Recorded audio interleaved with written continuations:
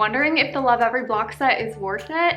I've had it for a year now and I'm spilling all of the tea in this video. We got it when my daughter was 11 months, which is before the recommended age of 18 months, and I will let you know how that worked out for us, whether or not I would suggest that, what it's been like having it. Most importantly, is it actually worth the high price tag of $90? If you're new here, I'm Rachel from the Confused Millennial. I have done Lovevery reviews for months now, from just like an overall, are their play kits worth it, to a box by box play kit review. I will leave a link to that full playlist in the description box below. Definitely check that out. If you don't know, a quick highlight reel. Lovevery is a Waldorf and Montessori inspired toy company that focuses on high quality materials, sustainably harvested FSC certified woods, organic cottons, soy and water-based inks. So really clean products made and produced in the most ethical way. Inside the Lovevery Block Set are 70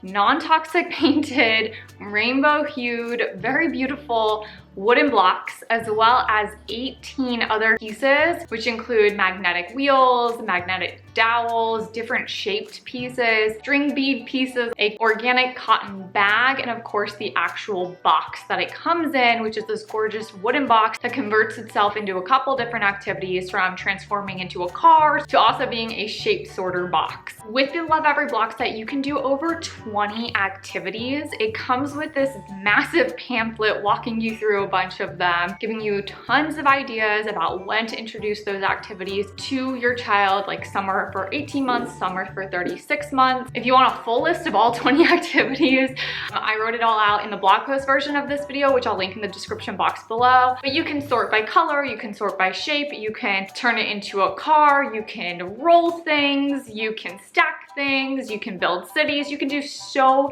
many different things, teaching early quantitative and mathematics concepts, teaching colors. It's a really, really well thought out block set that will grow with your child without a doubt. One of the questions I get asked a lot is what age to introduce the Lovevery Block Set to your child? Now, like I said, we introduced it when my daughter was 11 months, so exactly a year ago. I don't know that that was the best choice. If you do get it for a child's 1-year-old birthday, that's great. There's nothing wrong with that whatsoever.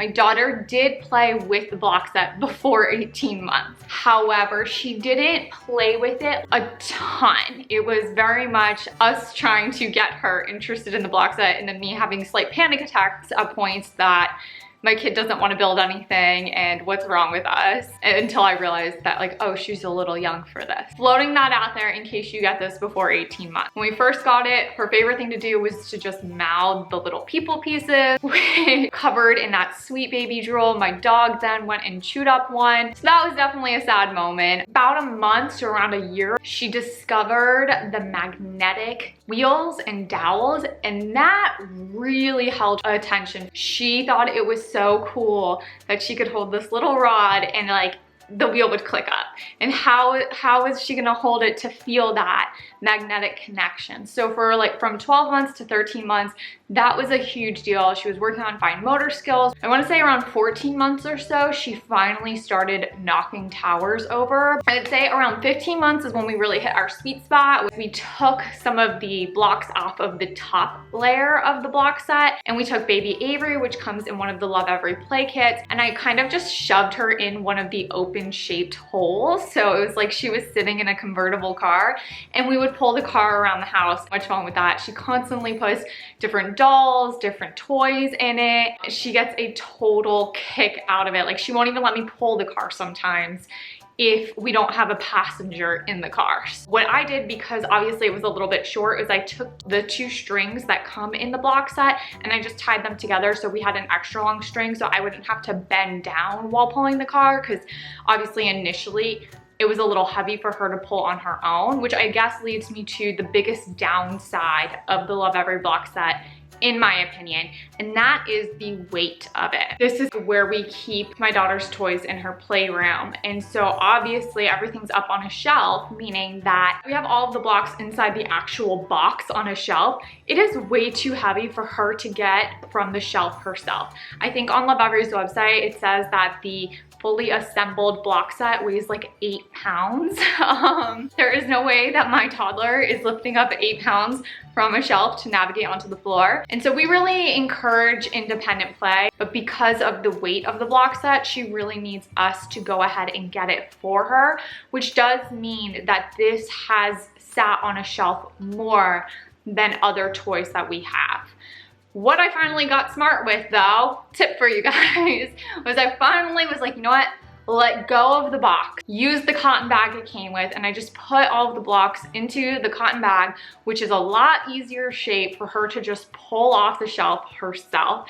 And then we started to get some independent play with the blocks, and she started to have more fun with them. If you are not quite as OCD or anal about having like a random box on your floor, then that is not gonna be a problem for you. And you can just leave this on the floor and your kid will probably go ahead and pick it up and play with it all the time. This is a toy I really see lasting us though until she's like 4, 5, 6, 7 years old. I don't see it going away anytime soon.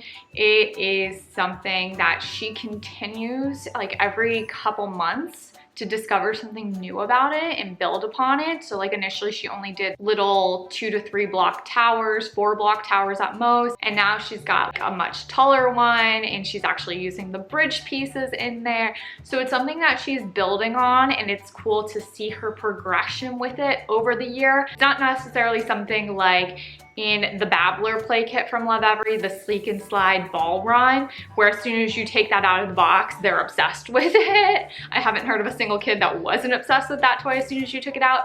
This was a bit more of a slow burn, but it's gonna be one that lasts us a long time. So I have no regrets with getting it. I do think it really is the best block set out there because of all of those different activities. Like I said before, introducing this around a year old, her favorite aspects of this had nothing to do with the blocks. They had to do with the little people pieces, shape sorting, the car. It had nothing to do with actually building cities. One of the questions I get asked a lot is from parents that are following Montessori or Waldorf pretty closely, and that is, how does the Lovevery block set compare to the Grimm's block set? So if you don't know what Grimm's is, they are another toy company. They produce a lot of, maybe just wooden toys, but a lot of wooden toys, and they have several different building sets. So right there, difference number one, Lovevery has the 1 block set. Grimm's has a handful of different building block sets to choose from. If you want the most traditional Montessori materials, I've seen that phrase floated around a little bit, then Grimm's has probably what you're looking for, and that they have a block set that is all natural colored, meaning all of the wood pieces are unpainted. Don't know what I mean when I say most Montessori materials. When we talk about teaching Montessori concepts, usually different toys or activities are solely focusing on teaching one concept. So like the Montessori rods, they're all red, and the only thing difference between them is the sizes of each rod, so that the kid can really learn the concept of smallest to largest. Another example would be like the Montessori bells are a classic toy where the bells all look the exact same, and the only difference occurs when the child hits the bell and listens for the different tone or pitch in each bell. So you're really kind of controlling for all of the elements with the toy except for one thing, where the child goes really deep into learning and understanding that singular difference. But like if you're doing this at home, that's really expensive to keep up with, and I don't think having colored blocks are going to be a break point for whether or not your child learns. I care a little bit more about being cost effective, and I obviously don't mind color, so I like the pretty colors. As far as pricing between Lovevery and Grimm's goes, Lovevery is actually going to be the more affordable option at $90 for their block set. Grimm's block sets run between $130 and $250, so a little bit more pricey. Some of those more pricey Grimm's ones do have more pieces than the Lovevery ones. Some have less pieces than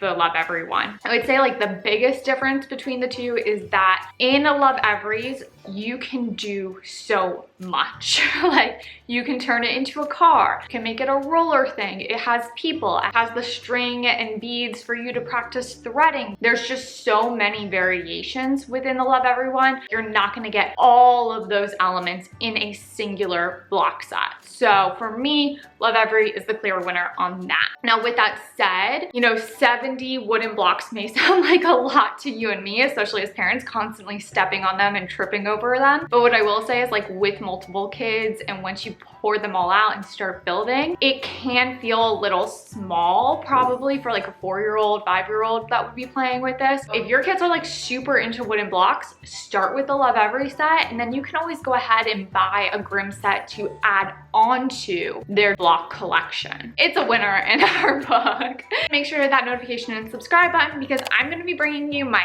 holiday toddler activities and of course reviewing future Lovevery play kits for their 2 to 3-year-old. You definitely won't want to miss those. And in the meantime, feel free to check out my Montessori friendly gift guide for 1 to 2-year-olds, as well as that full Lovevery play kit review playlist where I have reviewed everything up until companion play kits so far, which is the last one in the 1 to 2-year-old range, as well as in a video about the updates and changes they made since September 2020. If you have any questions at all, my name is Rachel. Feel free to hit me up on Instagram at The Confused Millennial. Until next time.